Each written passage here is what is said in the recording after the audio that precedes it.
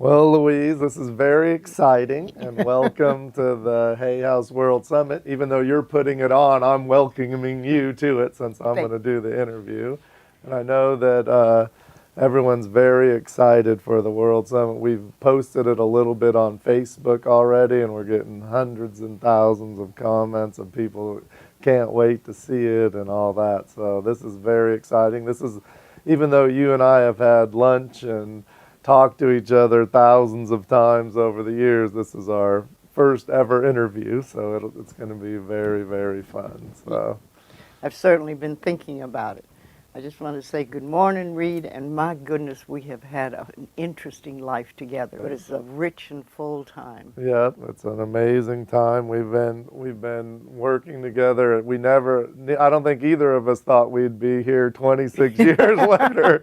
I was amazed you lasted a month. Right. I remember like when I started there, the first week I was there, you took everybody in the office to see Tony Robbins to do the fire walk, and you said, well, we better not bring him because he might quit the first week.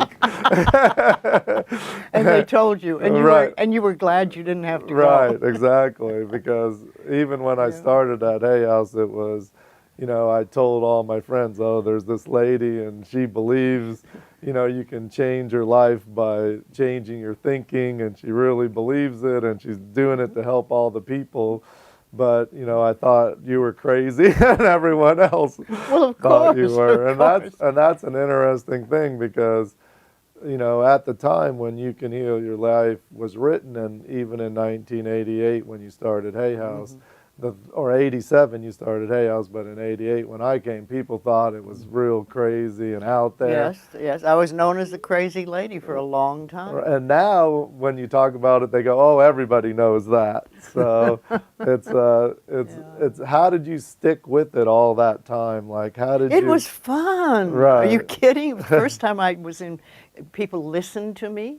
Right. What I said had meaning. Right. Yes, and I love the idea that I could help people, help them change their lives for the better. Right. Even little things.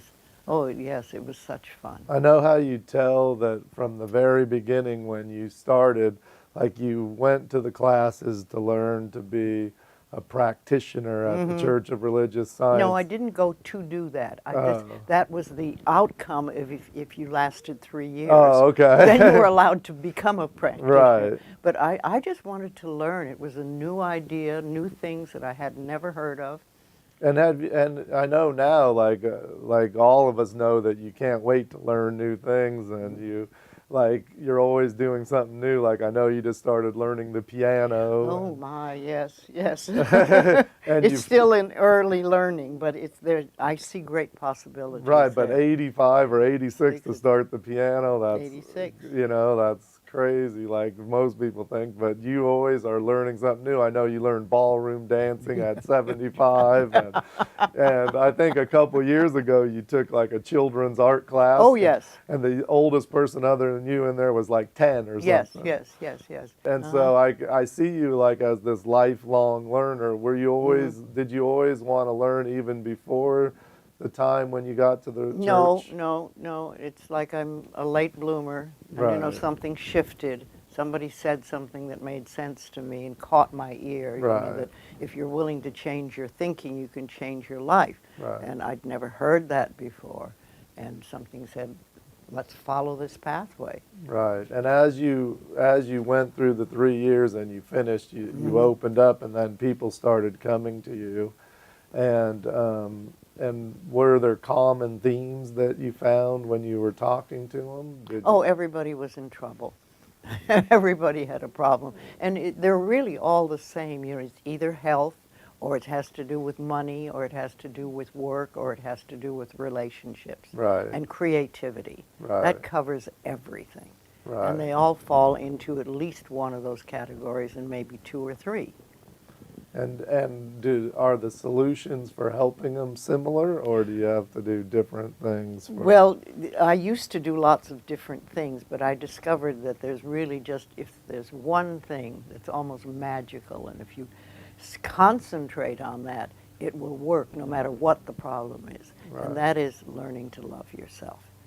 which means releasing all that self-hatred you have of yourself. Because we all go through life, you know, we're raised with no and stop, no and stop, no and stop. It's the first things we hear. And then it don't do that, and do what I say. And we grow up and we don't know who we are. Right. But we're trying to be something according to the rules, and it doesn't work. Right. So we got to clean that garbage out and realize that we're pretty wonderful just the way we are. Right. And yes, we can change. And if we change ourselves with love, the changes will be positive. If we're constantly nagging at ourselves and making ourselves wrong and, oh my God, you're so stupid, then the changes are negative. Right. So it's always a cycle. One of the things I remember coming to Hay House, they, you know, everyone said around Louise, you're not allowed to say should. You know, Well, I mean, at the early days, everyone was like, oh my God, you don't say should. Here comes Louise. You know, and over the years, you know, you can understand kind of why. Can you explain to people about should and yes, well, you know, shoulds. When you use the word should, I should do this, and then you don't do it, you know, you're making yourself wrong. Right. And it's another thing to make you're not good enough because you can't do it. So I tried, that was when I was really concentrating on shoulds. It was important to me to get people to replace it with the word could. Right. I could do this, or we could do this, or I could have done this. So you're not wrong. Right. And it's a simple change, but it makes a big difference. Right, exactly. I think that's great advice for everyone, just to look Forever. at. And one of the things, the other things I've noticed about you over the years, even to this day, is you pay great attention to what everybody says. Oh, I listen. And you it's can automatic. tell so much. And can you tell us a little bit what you listen for, or how I you listen to the notice words. it? I listen to the words people select and the way they put their sentences together and the inflections that they use. Right. You know, it's an okay day, or you know, it's an okay day, or it's an okay day. Right. There's a lot of things you can read into that, but I've trained myself a long time ago to just listen, so I hear more than people think I hear. Right. Well, you hear everything. I mean, you can figure a lot out by what you hear, for sure, because you're always, you know, the observations you make by what you hear are always right. And I don't know is there something people can do to help themselves realize what they say more, or is there? Yes, it's called awareness. Start becoming aware of what you're doing. Right. You know, like I like to start people off these days. What I want to do with people is start them off with the first thing in the morning that they think when they start to wake up, before they even open their eyes. What are they thinking? What's the first thought? Right. Is it a negative thought? Is it going to make you drag out of bed because you don't want to? Or is it a neutral thought? Or is it something that brings a smile to your face? I've learned to say, thank you, bed, for a good night's sleep. Oh, that was so lovely. And now it's going to be a wonderful day. And then I open my eyes. Right. And I usually have a smile on my face. So when I put my foot on the floor, it's not like, it's yes. You know?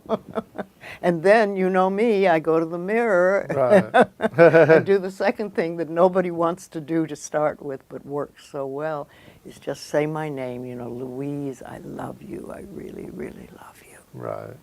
And it's a great way to start the day. Right. Then you can go pee. But get that out of the way No, first. do it first. Do it first. Set the tone for the day. Another thing that you've said over the years a million times that I've heard you say is your inner ding. Well, for me, that's you know, it's my intuition, and it's right here. Right, and that's what you always say. Like you always say, my inner ding tells me what I should do, and I think it would be helpful if you could help people just to understand maybe how they can pay attention to their inner ding or their Intuition. It's really intuition. Whatever you want to call it. I mean, Yeah. I love your name for it because I know. It's my friend. See, right. I've made, instead of just an emotion or a thought, I've made it into a friend. And I know to listen to that. Right. And if it says no, then I must not do it. Right. Not at all. And if it says yes, Yes. Yeah, and you really honor that. And has it something that you've developed over the time, or did you start out just realizing it, or? No, no, I developed over the time, and over time I realized that when I didn't follow it, I was sorry. Right. If it said yes and I did no, then I thought, Right. oh, see, I needed to do yes. And if I said no and did it the other way, it still. Right. So you learn by trial and error what Right. works, Right. what works.